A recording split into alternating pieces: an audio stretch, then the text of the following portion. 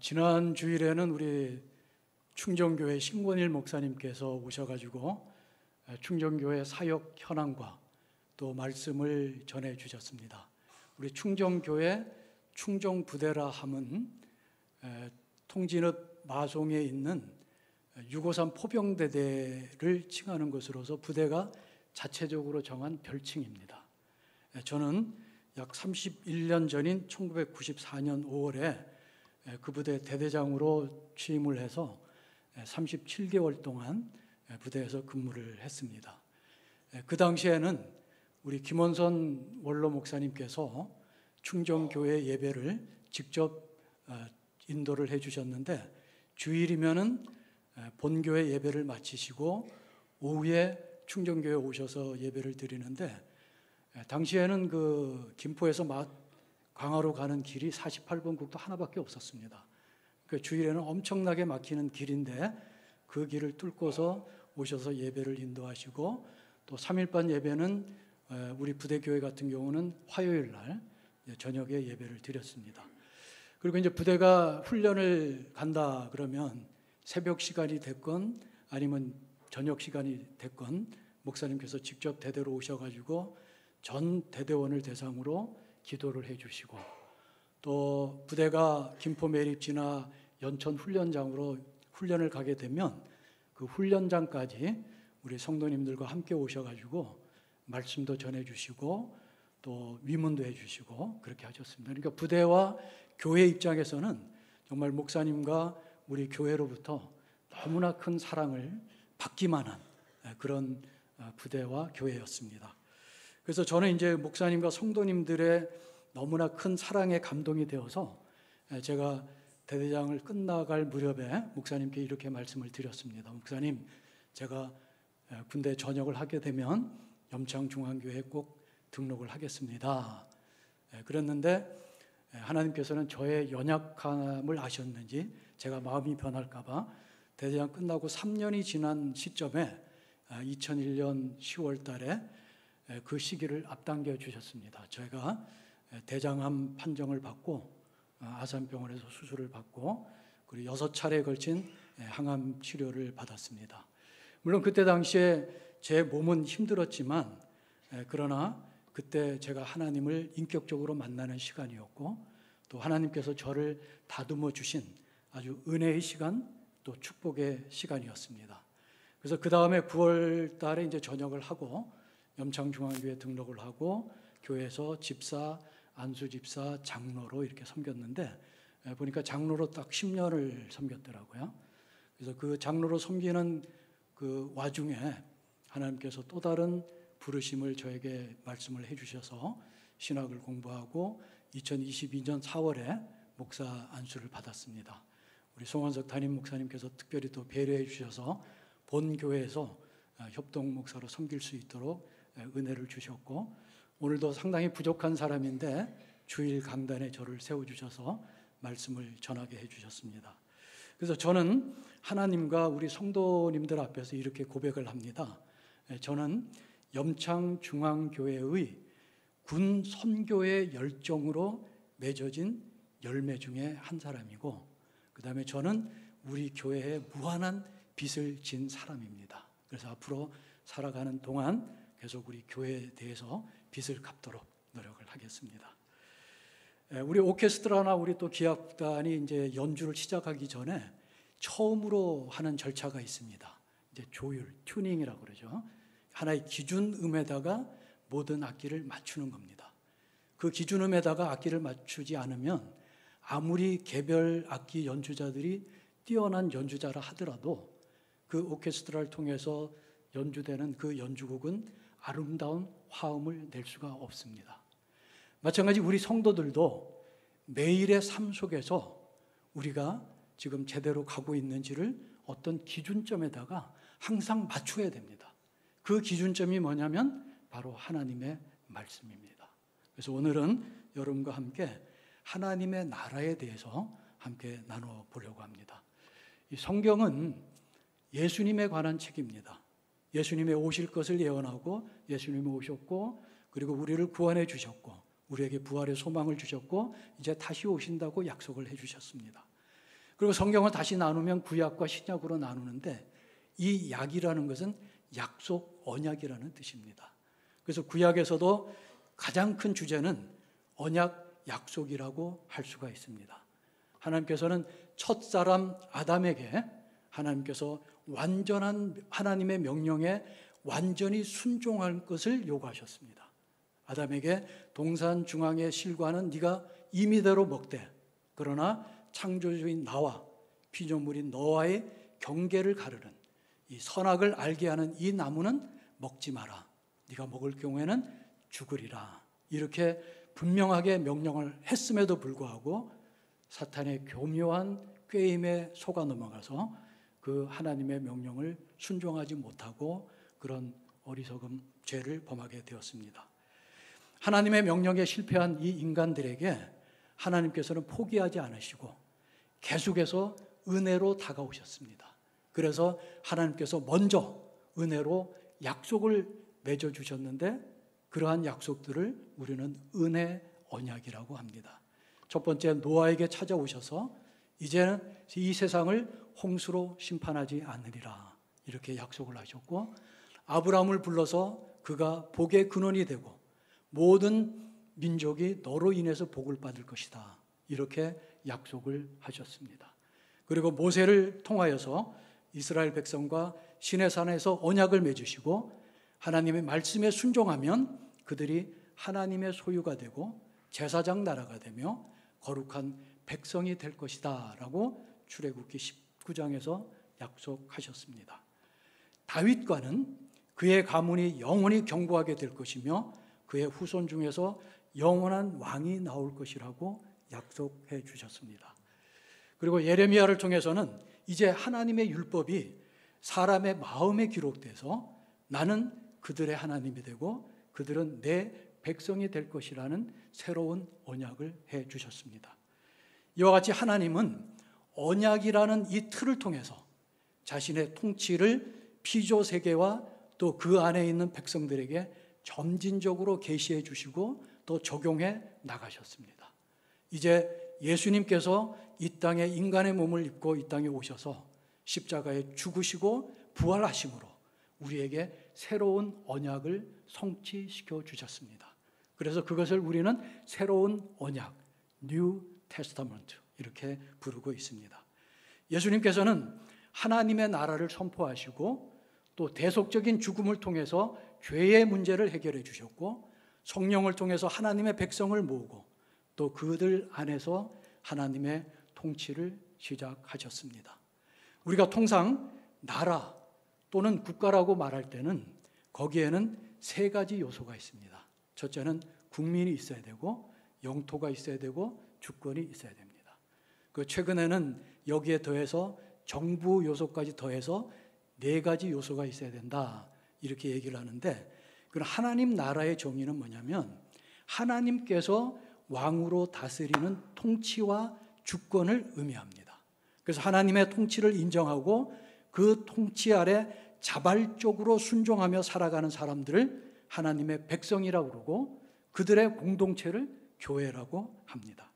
따라서 하나님의 나라의 영토는 어떤 특정한 지리적 한계를 가지는 것이 아니라 하나님의 통치가 실현되는 모든 공간, 모든 영역이 다 하나님의 나라라고 볼 수가 있습니다.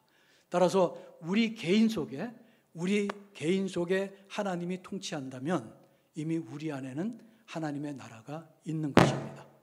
그리고 우리 교회와 또 사회 전반에 걸쳐서 하나님의 뜻이 이루어지는 모든 것이 하나님 나라의 영역이 되는 것입니다. 성경에서는 이 하나님의 나라라는 용어는 사실 이제 복음서에서 처음 등장합니다. 그러나 창세기 1장 1절에 보면 태초에 하나님께서 천지를 창조하시느니라, 즉 하나님께서 창조하신 이 피조 세계가 하나님의 주권과 통치 아래에 있는 하나님의 나라임을 선포하신 겁니다.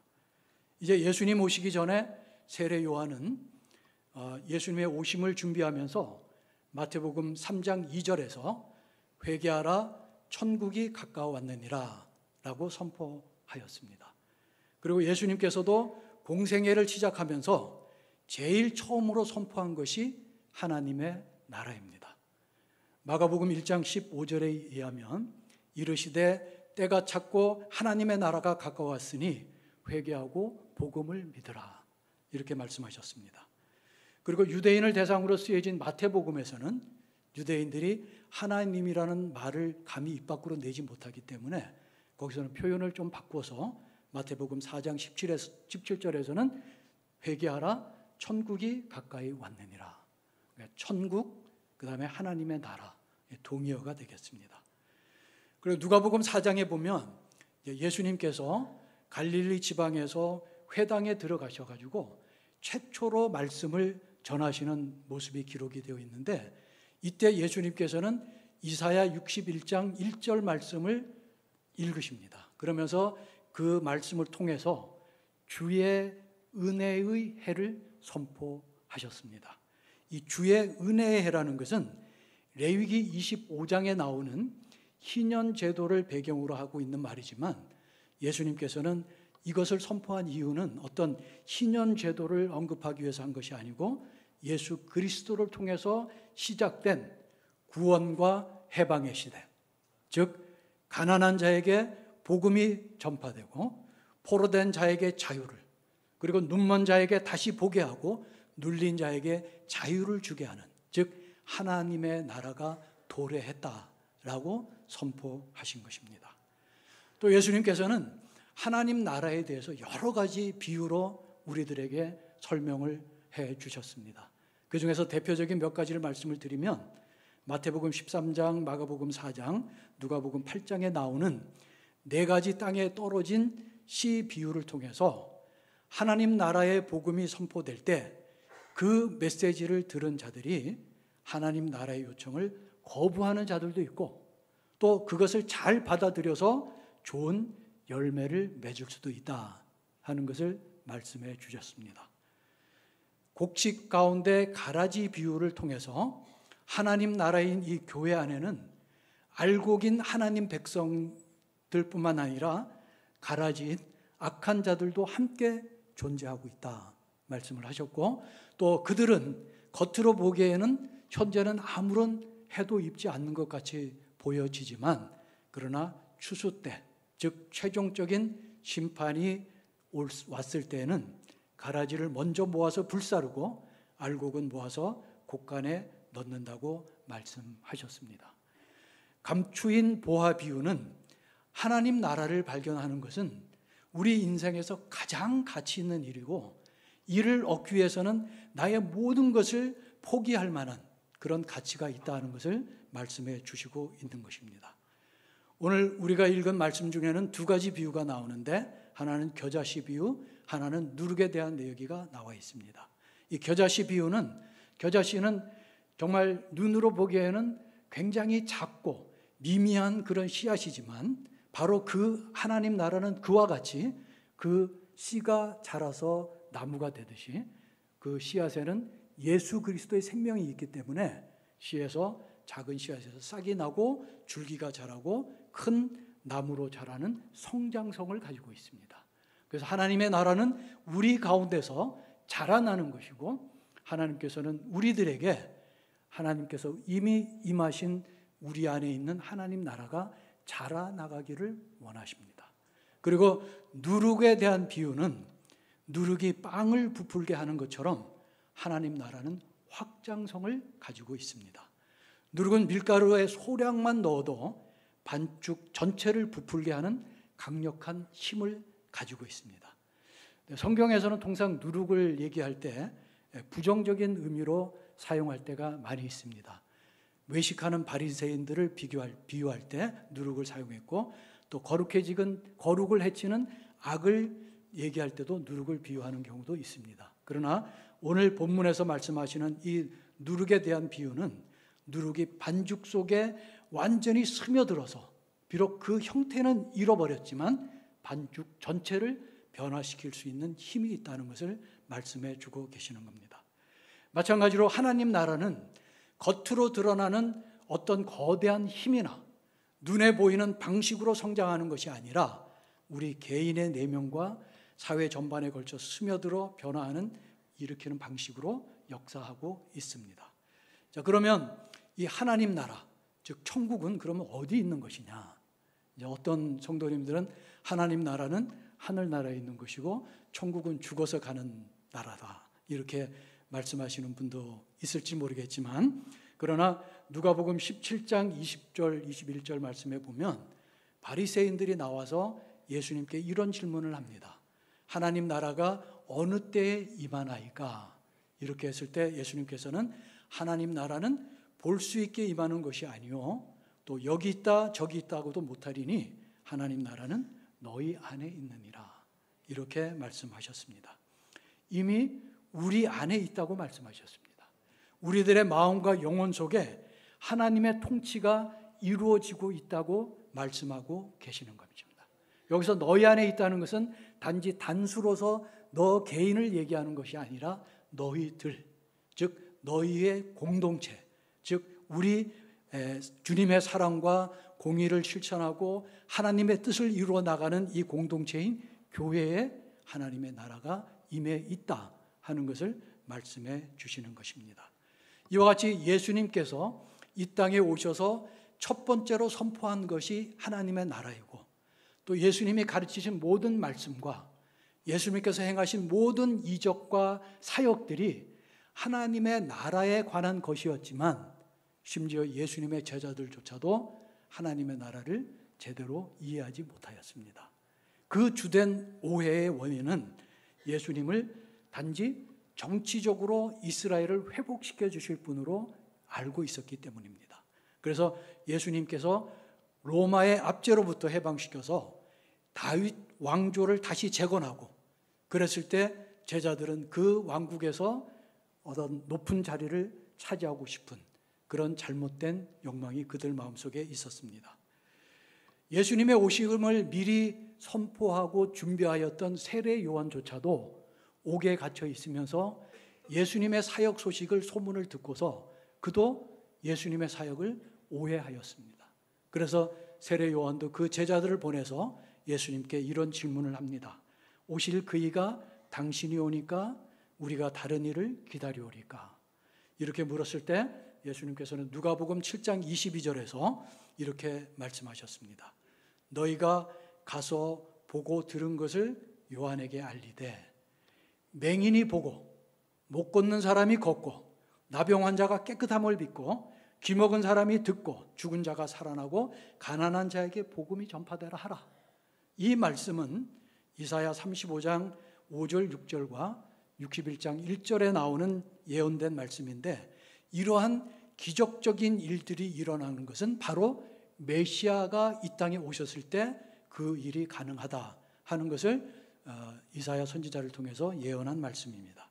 지금 예수님께서 행하고 있는 이런 모든 일들이 바로 예수님께서 이 땅에 오신 메시아시고 하나님의 통치가 이 땅에 임하였다 하는 것을 증거로 보여주고 있는 일들입니다. 예수님께서는 부활하시고 사도행전 1장에 보면은 이 땅에 40일간 머무십니다.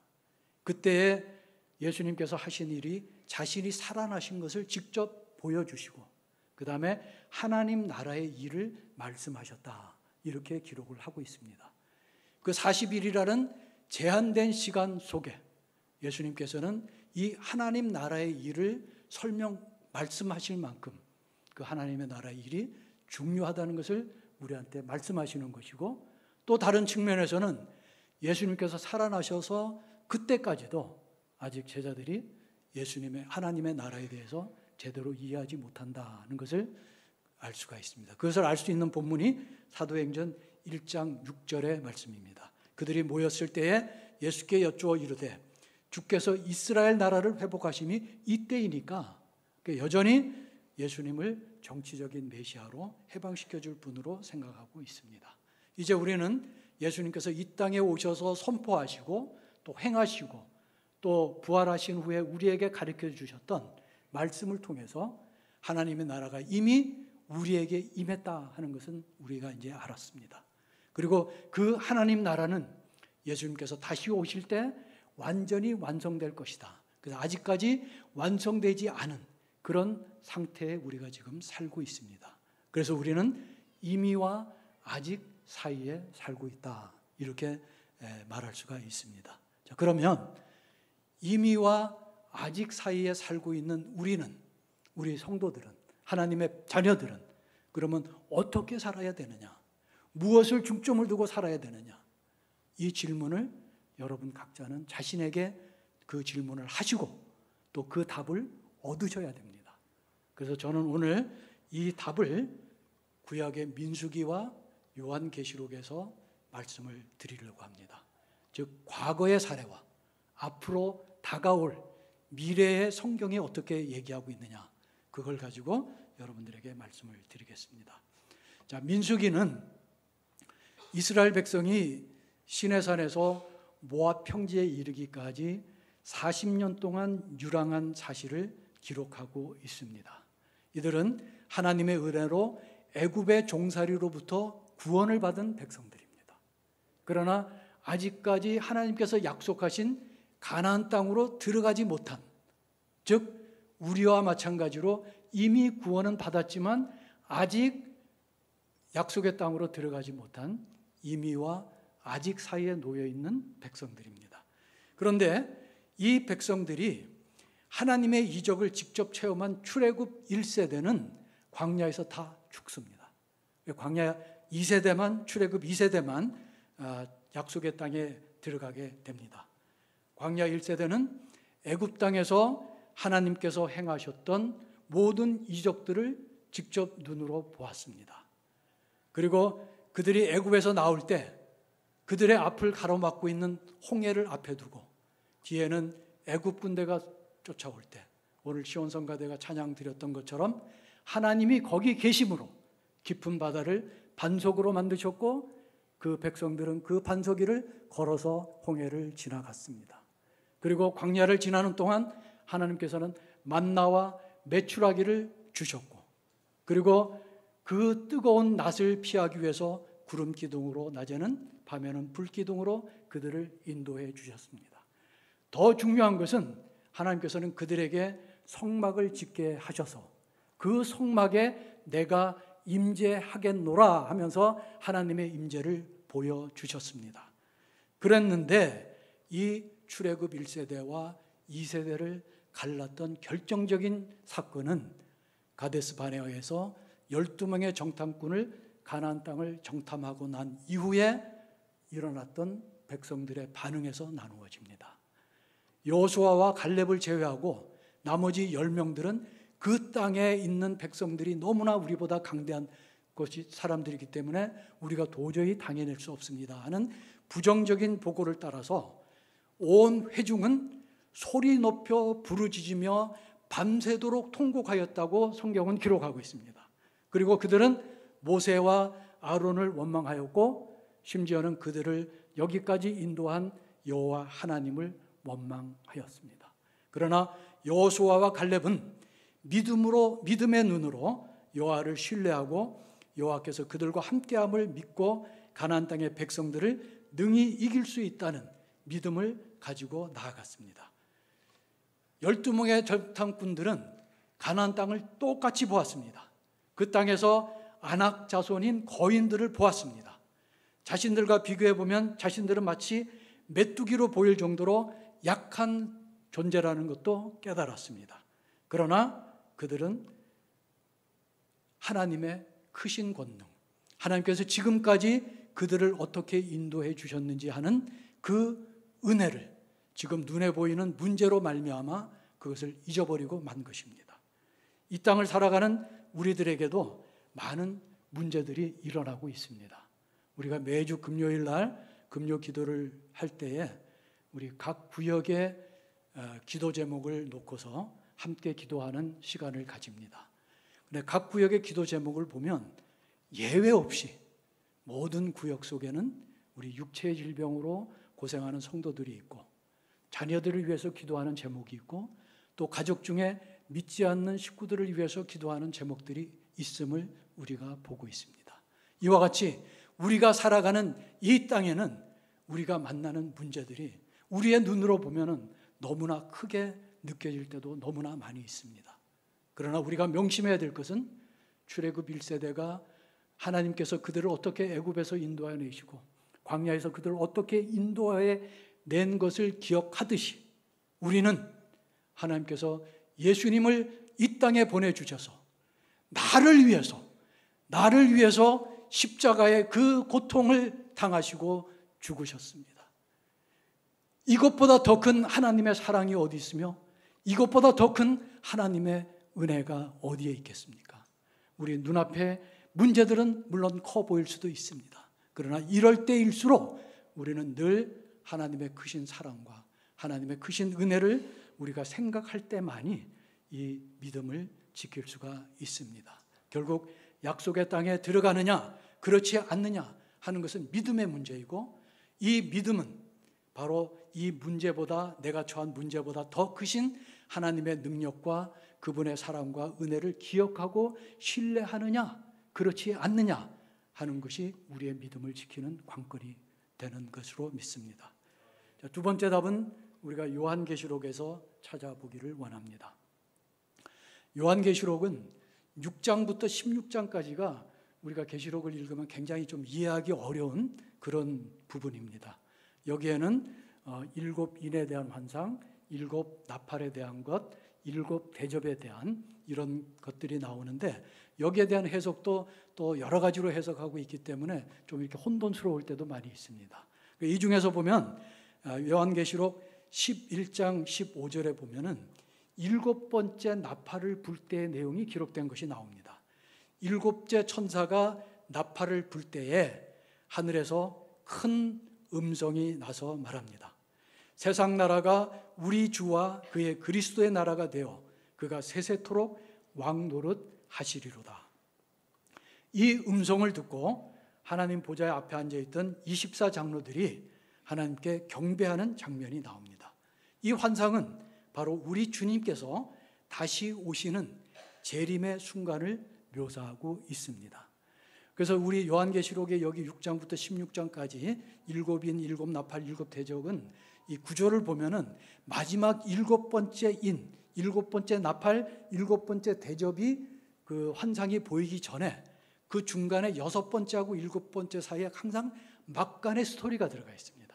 이 7번째 나팔도 마찬가지로 나팔이 불기 전 10장 7절 이하에 보면 천사가 나타나는데 이 천사가 7번째 나팔을 불기 직전에 천사가 바다와 땅을 밟고 있는 천사가 손에 두루마기를 가지고 있습니다. 그래서 사도 요한에게 이 두루마리를 가져가서 먹으라 이렇게 명령을 합니다. 그래서 사도 요한이 그 두루마리를 가져와서 먹었더니 입에는 그 꿀같이 달아 먹은 후에는 배에서 쓰게 되었더라 이렇게 표현을 하고 있습니다. 그리고 나서 이어서 그 천사가 요한에게 말씀하는 것이 내가 많은 백성과 나라와 방언과 임금에게 다시 예언하여야 하리라 이렇게 말씀하고 있습니다. 바로 이 말씀은 예수님께서 재림하기 직전에 하나님께서 천사를 통해 사도 요한에게 전한 말씀이고 또 이 말씀은 오늘날을 사는 우리들에게 지금 하나님께서 말씀하시는 그 내용입니다. 우리에게 하나님의 말씀을 먹어라. 그런데 그 말씀을 하나님의 말씀은 엄청 우리 입에는 달죠.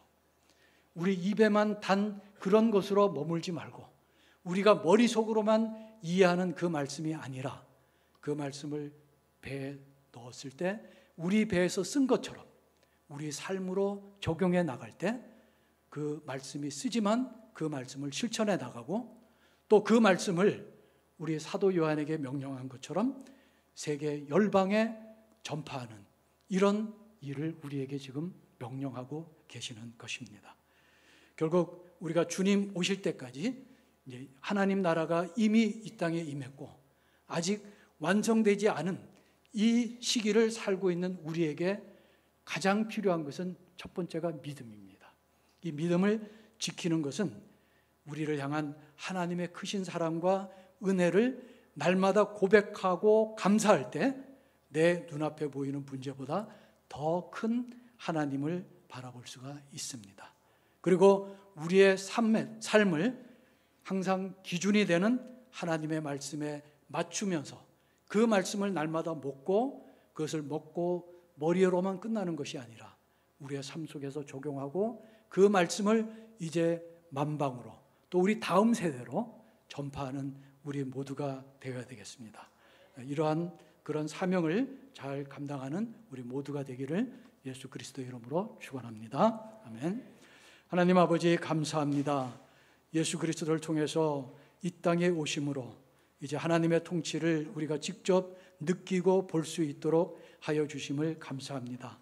주님께서 십자가에 못 박히심으로 우리의 죄를 대신하여 죽으시고 그로 인해서 하나님과의 막혔던 담이 무너지고 예수님을 믿는 믿음으로 우리가 의롭다함을 얻고 구원을 받음에 감사합니다.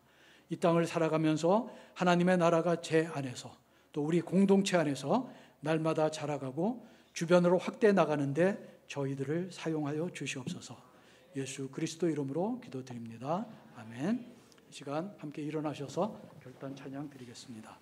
올해 우리 교회의 표어는 하나님을 더 가까이, 말씀을 더 가까이입니다. 이 말씀의 주제 성구는 시편 119편 105절 말씀인데 주의 말씀은 내 발의 등이요 내 길의 빛이 되시나이다. 오늘 이 찬양을 할 건데 아마 잘 들어보지 않은 찬양일 수도 있습니다. 그러나 가사를 생각하면서 우리가 함께 찬양했으면 좋겠습니다.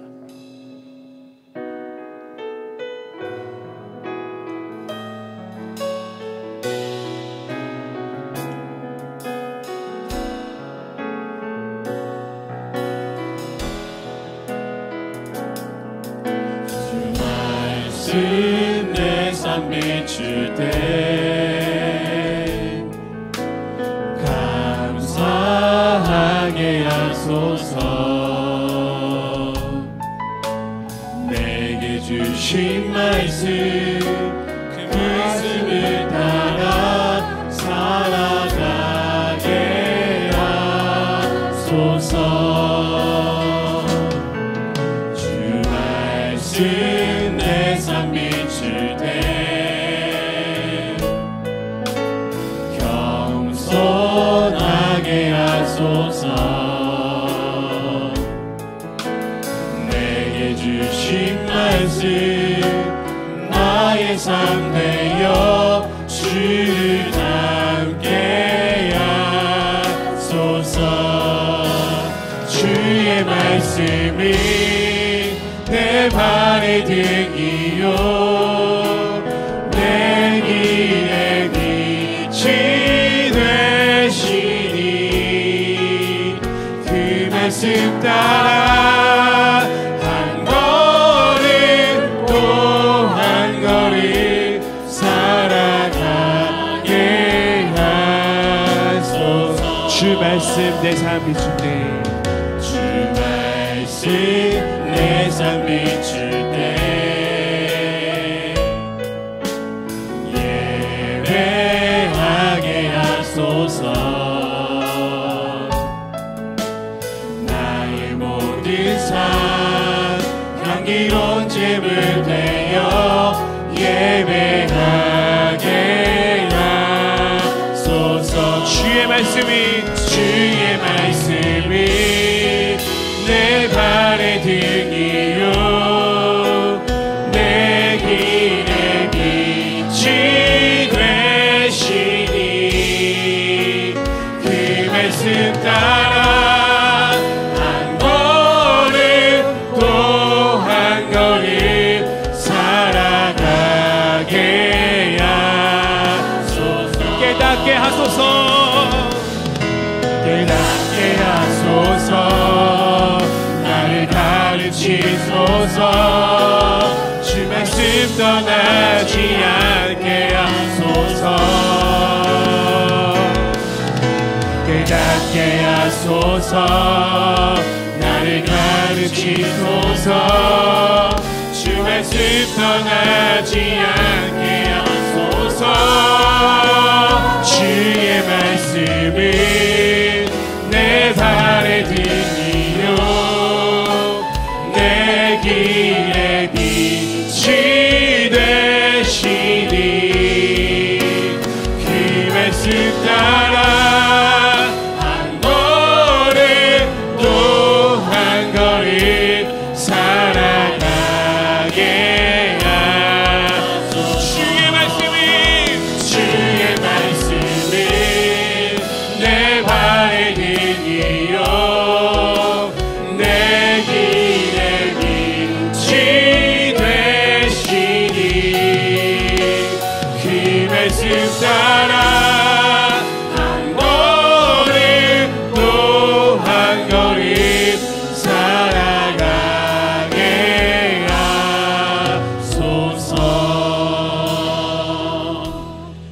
말씀을 생각하면서 함께 기도하기를 원합니다.